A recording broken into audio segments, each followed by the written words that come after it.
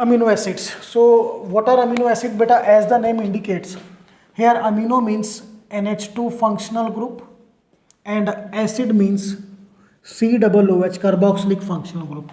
So the compound which contain NH2 amino as well as carboxylic COOH functional group, these are said to be the amino acids. Clear? Example, if you see this example, NH2 CH CH3 COOH. So this is your carboxylic group, this is your amino group. So this is basically said to be amino acids. Amino acid को बेटा in the short हम represent करते हैं double A से, AA.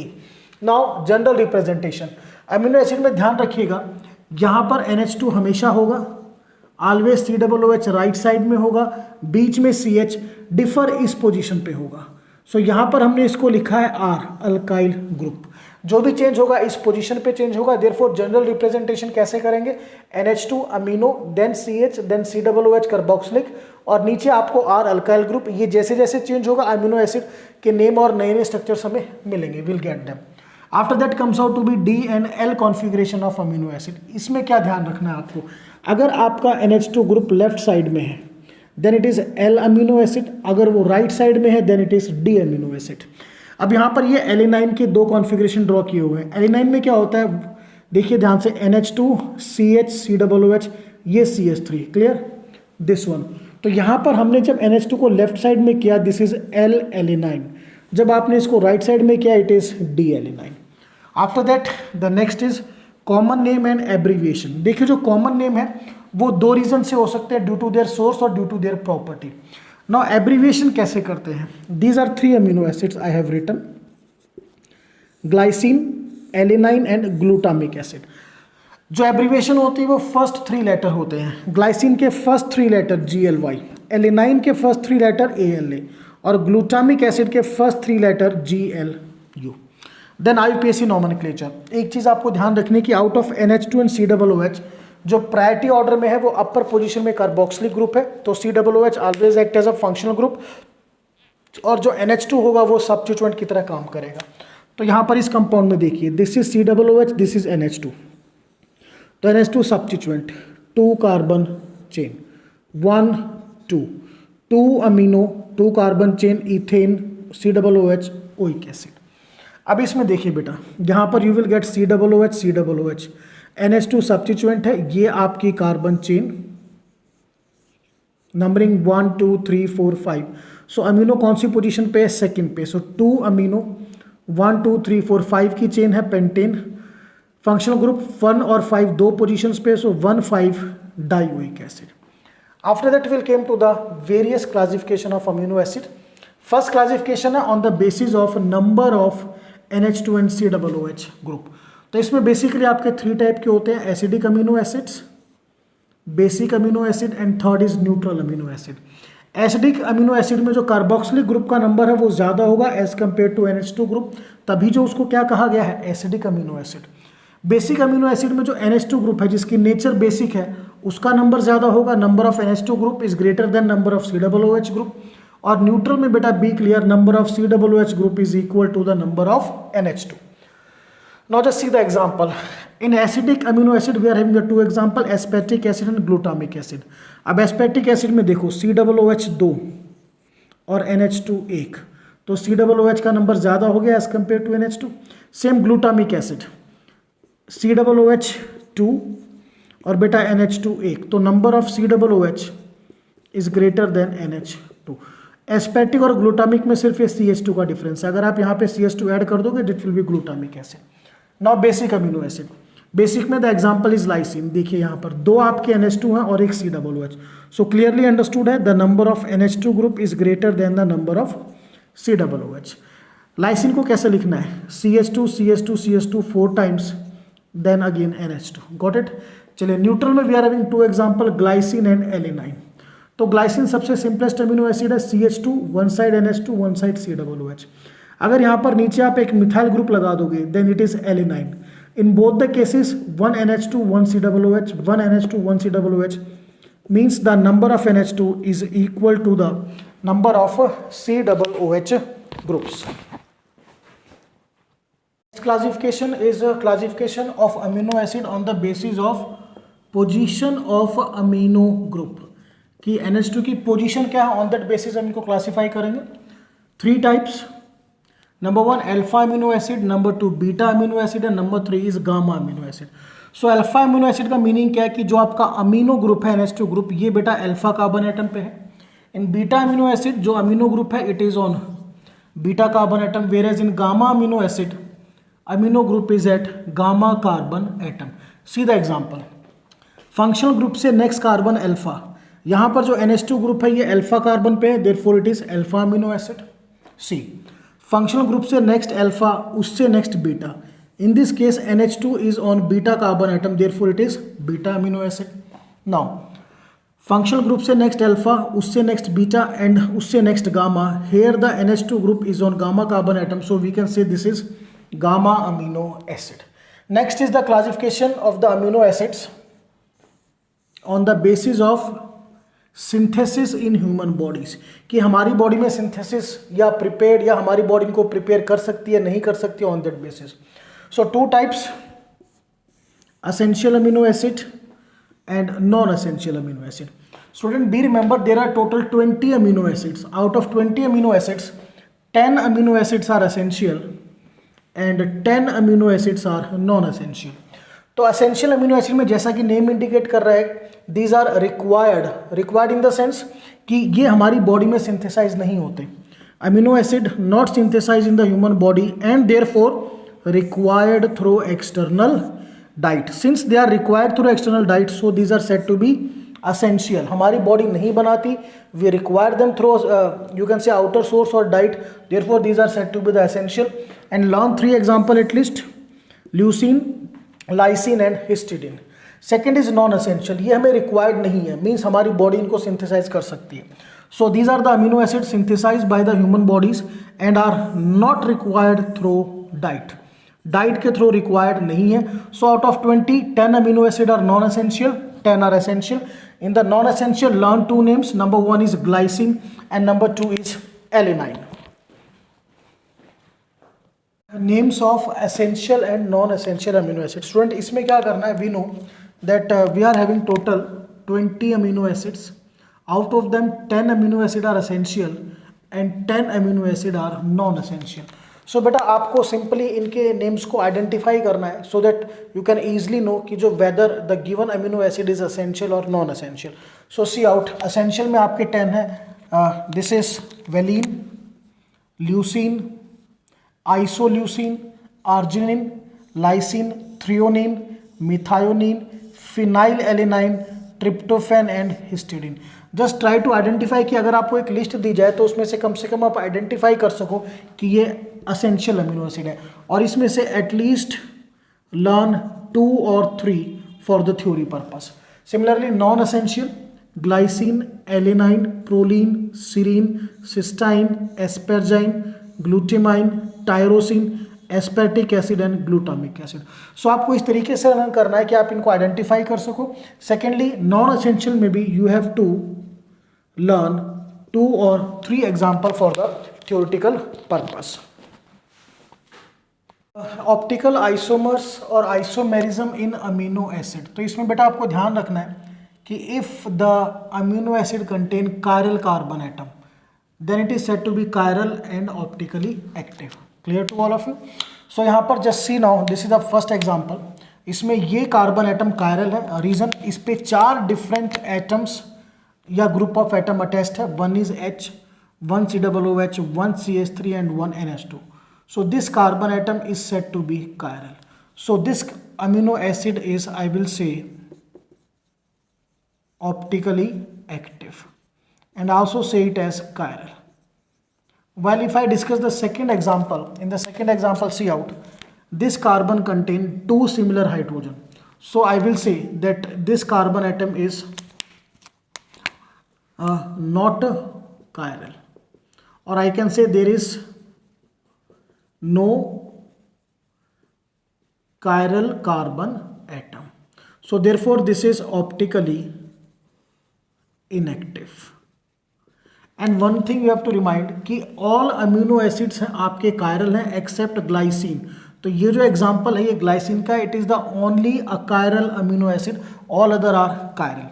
Now as far as number of optical isomers are concerned, you know the formula is 2 raised to the power n, where n is the number of chiral carbon atoms. तो इसमें तो कोई case होता नहीं, यहाँ पर देखिए आपका एक chiral कार्बन एटम है, सो यहाँ पर जो आपके number of optical isomers in this case 2 raised to the power 1, that is 2 optical or stereoisomers will be formed. Now physical properties of amino acids. So there are total 5 physical property. First is amino acid forms Zwitter ion structure, also said to be dipolar ion structure and also said to be internal salt structure. Now what is this C out? बेटा ये आपका amino acid है, इसमें जो COOH है it is acidic in nature, carboxylic acid, all of you know, and this amino group it is basic in nature due to the presence of lone pair. तो जो acid है यहाँ से acid की एक टेंडेंसी होती है to lose the proton H positive और बेस की टेंडेंसी होती है टू एक्सेप्ट अ प्रोटॉन। तो यहाँ एसिडिक फंक्शनल ग्रुप से प्रोटॉन जो है वो किसके पास जाएगा, बेसिक NH2 ग्रुप के पास। So what will I get, COOH का हो जाएगा COO negative and NH2 it becomes NH3 positive. Now this structure contain positive and negative poles. Be clear. This structure contain positive and negative poles, or you can say positive and negative end. This type of structure which contains both positive and negative end. और ये बना किस वजह से, due to the transfer of proton from COOH to NH2. This type of structure is said to be Zwitter ion structure or dipolar ion structure or internal salt structure. So definition is well clear. Structure which contain both positive and negative ends due to the transfer of proton from COOH to NH2 group. This is the first property we have discussed. Now come to the second property. These amino acids, these are crystalline solid with high melting point. देखिए reason, अब यहाँ पर Zwitter ion structure की वजह से it will have the positive और negative charge. तो जहाँ पर भी पॉजिटिव और नेगेटिव चार्जेस होंगी वहाँ पर जो फोर्सेज होंगी these are strong electrostatic forces, and you know when the forces are strong then obviously the substances are crystalline solids with high melting and boiling point. Next, these amino acids, these are soluble in polar solvents and insoluble in non-polar solvent. Again the reason is same, due to the Zwitter ion structure. देखिए ये Zwitter ion structure है amino acid का, और ये मैंने acetone लिया, this acetone is a polar solvent. Now the question arises कि ये पोलर सॉल्वेंट में सॉल्युबल क्यों होते हैं। बिल्कुल सिंपल सा लॉजिक है, यहाँ पर देखिए Zwitter ion स्ट्रक्चर की वजह से नाइट्रोजन पे पॉजिटिव चार्ज है और एसीटोन में कार्बन ऑक्सीजन पे पार्शियल नेगेटिव चार्ज है। Now this positive charge attract this negative charge, due to this attraction we can say that these amino acids, these are soluble in polar solvent. Reason is well clear. The positive end of the amino acid is attracted toward the negative end, and similarly ये जो negative end है it is attracted toward the positive end, like that. Therefore these are said to be that these are soluble in polar solvent. Next, particularly बात करें these are soluble in water. अब आपको पता है water में कौन soluble होते हैं, which can form hydrogen bond with water. So amino acids are soluble in water due to the formation of hydrogen bond. Just see out, ये मैंने एक अमीनो एसिड ड्रॉ किया, ये वाटर है, तो वाटर में ऑक्सीजन पे पार्शियल नेगेटिव और अमीनो एसिड में ये हाइड्रोजन जो नाइट्रोजन से कनेक्टेड है इस पे पार्शियल पॉजिटिव. इन दोनों के बीच में जो बॉन्ड होगा that is the hydrogen bond. Now the next is regarding their nature. These amino acids, these are amphoteric in nature. So why amphoteric in nature? Because they contain both basic as well as acidic groups. Clear? Electric point. The isoelectric point is symbolized as Pi. Now what is isoelectric point? To understand this, just see out. This is an amino acid. And we know that amino acid, it exists in the form of Zwitter ion structure due to the transfer of H positive or you can say proton from COOH to NH2. So ये Zwitter ion structure है. अब what happens, just see out. अगर आप pH को increase करते हो, pH increase करने का मतलब आपने बेस ऐड कर दिया. व्हाट डज इट मीन्स कि आपने प्लस OH नेगेटिव यानी OH नेगेटिव आपने ऐड कर दिया। अब ये OH नेगेटिव क्या करेगा, यहाँ से फ्रॉम दिस साइड ये H पॉजिटिव को एक्सट्रैक्ट करेगा, NH3 पॉजिटिव से H पॉजिटिव को एक्सट्रैक्ट करेगा, निकालेगा, जुड़ेगा उसके साथ और क्या बनाएगा, water. Now what is left, जब NH3 पॉजिटिव से बेटा H पॉजिटिव निकल गया तो यहाँ क्या बचा, NH2, this one CH2 as it is and this is COO negative. अब इस पे आपका जो नेट चार्ज है वो कैसा चार्ज है, negative charge. Due to negative charge it migrate toward the positive electron. तो मैं क्या कह सकता हूं कि अगर मैं अमीनो एसिड में, be clear, if in amino acid the pH is increased or I will say base is added, then it acquire negative charge, due to which it migrates toward positive electron. Now see the second one. If the pH decreases, pH decrease करने का मतलब हमने acid को add किया है और acid add करने का मतलब we have added H positive ion. अब ये H पॉजिटिव आयन डायरेक्टली किससे कंबाइन करेगा, COO नेगेटिव। सो बेटा COO negative becomes COOH, rest आप एज इट इज नोट करेंगे, NH3 positive CH2 and COOH। अब इस पे जो नेट चार्ज है वो क्या है, the net charge is positive, so it will migrate toward the negative electron. Now see this observation, in amino acid if the pH decreases it means acid is added। हमने क्या add किया है बेटा, acid add किया है। सो इस पर जो नेट चार्ज आया वो कैसा आया, positive charge, it acquire positive charge and due to positive charge it will migrate towards negative electron. तो यहां से एक चीज क्या है, ध्यान से देखिए, अगर आप pH को इंक्रीज करते हो तो वो माइग्रेट करेगा पॉजिटिव इलेक्ट्रॉन की तरफ, अगर आप pH को डिक्रीज करते हो तो वो माइग्रेट करेगा नेगेटिव इलेक्ट्रॉन की तरफ। तो एक बीच में कहीं पर कोई ऐसा pH when amino acid does not migrate toward any electron, किसी भी इलेक्ट्रॉन की तरफ माइग्रेट नहीं करेगा, that pH is said to be the isoelectric point. फिर से देखिए, pH इंक्रीज करेंगे तो माइग्रेट करेगा पॉजिटिव इलेक्ट्रॉन पे, pH डिक्रीज करोगे तो माइग्रेट करेगा नेगेटिव इलेक्ट्रॉन पे। In between there must be a pH, जब वो माइग्रेट नहीं करेगा, does not migrate neither toward the positive electron और toward the negative electron. Now this topic can also be asked like that, examiner also says explain the effect of pH on amino acid, then beta you have to explain this one कि जब आप pH increase करोगे then what happens, pH decrease करोगे then what happens, and you have to show these two species कि ये particular species बनेंगे और ये माइग्रेट करेंगे टुवर्ड द रिस्पेक्टिव इलेक्ट्रॉन्स, ठीक है ना, अपोजिटली चार्ज इलेक्ट्रॉन्स, और एक pH आएगा जब ये कहीं पर भी माइग्रेट नहीं करेंगे, that is said to be the isoelectric point. Next is the calculation of isoelectric point. So the formula for the isoelectric point, it is the average of 2 pKa values, 2 pK values का average आपको लेना है। So just see how can we solve this.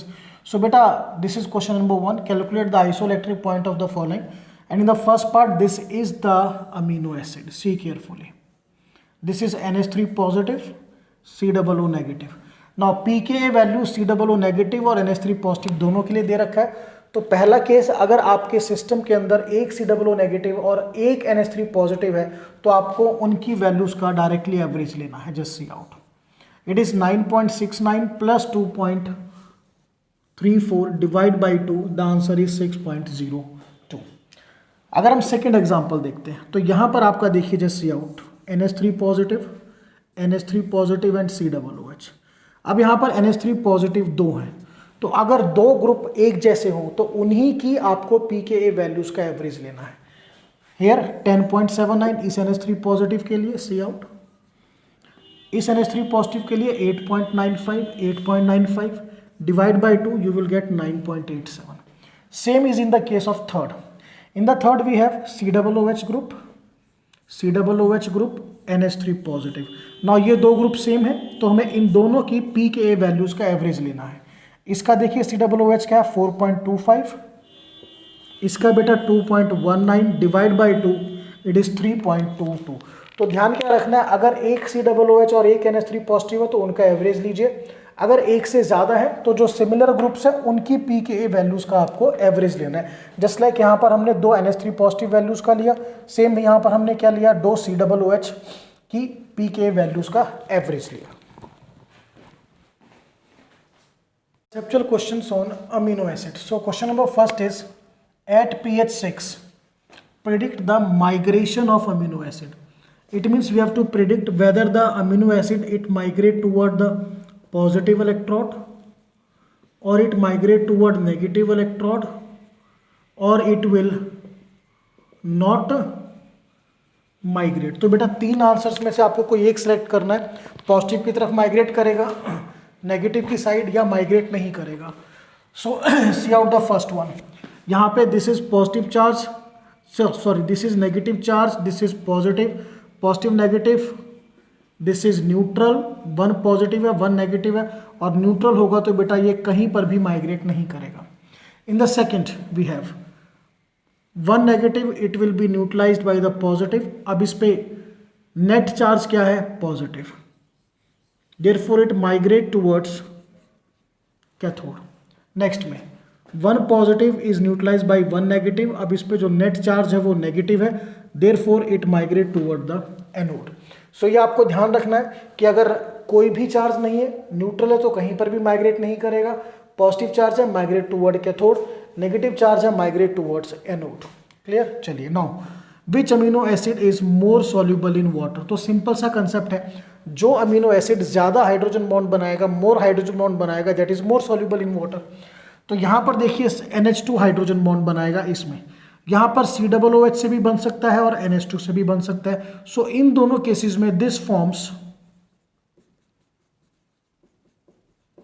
More number of hydrogen bonds, therefore this is more soluble in water. Same है, यहाँ COOH से hydrogen bond बनेगा, यहाँ पर COOH और NH2 दोनों से हाइड्रोजन बॉन्ड बनेगा। So this second it forms more number of hydrogen bond, so this is more soluble in water. Now the third question is write the most stable structural formula for the amino acid. ये बेटा एक amino acid आपको given है, इसका आपको stable structural formula बताना है 4 conditions में। First cationic, second anionic, third zwitter ion और फोर्थ डाई एनायन। तो कैटायनिक में सबसे स्टेबल कब होता है, जब आपका simple what you have to remind, cationic में द थिंग, जब आप इस पे H पॉजिटिव ऐड करोगे, तो H पॉजिटिव जब आप बेटा ऐड करोगे तो वो H पॉजिटिव डायरेक्टली किस पे जुड़ेगा, NH2 पे, and you will gate NH3 positive. तो सबसे स्टेबल कैटायनिक फॉर्म कब बनेगी, जब आप इस पे क्या ऐड करोगे, H पॉजिटिव, और वो किस पे जुड़ेगा, NH2 पे। नेक्स्ट एनायनिक फॉर्म, सबसे स्टेबल एनायनिक फॉर्म कब बनेगी, जब आपका एसिड क्या करेगा, H पॉजिटिव का लॉस करेगा। देखो नेचर पे काम करो आप, एसिड की नेचर क्या होती है, to lose H positive ion. Base की नेचर क्या होती है, to gain H positive ion. तो जब ये NH2 H पॉजिटिव आयन को गेन करेगा और it becomes converted into NH3 positive, तो ये सबसे स्टेबल कैटायनिक फॉर्म। COOH की नेचर होती है टू लूज H पॉजिटिव, जब ये H पॉजिटिव का लॉस करेगा तो ये कन्वर्ट होगा COO negative. So this is the most stable anionic form. तो कैटायनिक फॉर्म कब बनेगी, ध्यान रखना, आपको NH2 पे H पॉजिटिव ऐड करना है। एनायनिक फॉर्म में आपको COOH से H पॉजिटिव का लॉस करना है। Third zwitter ion, zwitter ion all of you know कि एक H पॉजिटिव COOH से कहाँ पर जाएगा, NH2 पे, you will get COO negative and NH3 positive. Fourth is dianionic, जिसमें 2 नेगेटिव आयन हो। तो अब प्रोटॉन कहाँ से लॉस हो सकता है, COOH से और OH से। तो यहाँ से प्रोटॉन लॉस करोगे COO नेगेटिव, यहाँ से लॉस करोगे O negative, this becomes the dianionic form.